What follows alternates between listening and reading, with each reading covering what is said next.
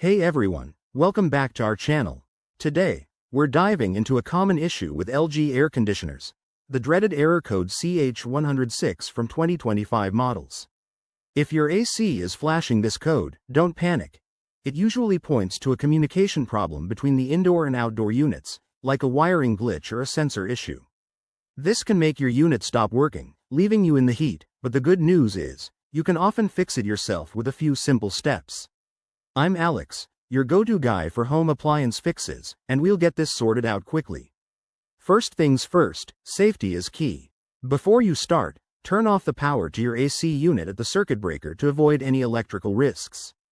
Once that's done, let's troubleshoot. Step 1. Check the power connections.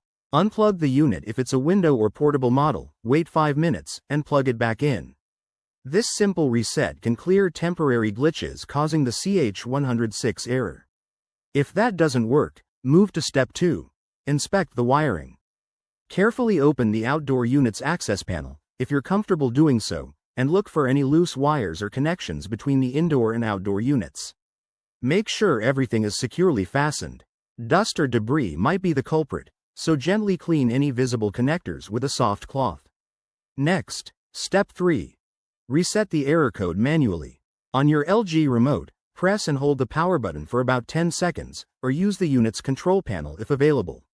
This forces a restart and can resolve software hiccups. If your model is from 2025, check the LG app or website for any firmware updates, as outdated software is a common cause for COVALENTC1H106. Now, if you've tried these steps and the error persists, it might be time to call in a professional. There could be a deeper issue like a faulty sensor or PCB board that needs expert attention.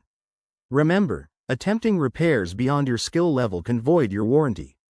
There you have it, quick and easy ways to fix LG Air Conditioner Error Code CH106. If this video helped you, give it a thumbs up, subscribe for more DIY tips, and drop a comment below if you have questions. Stay cool, and I'll see you in the next one. Thanks for watching.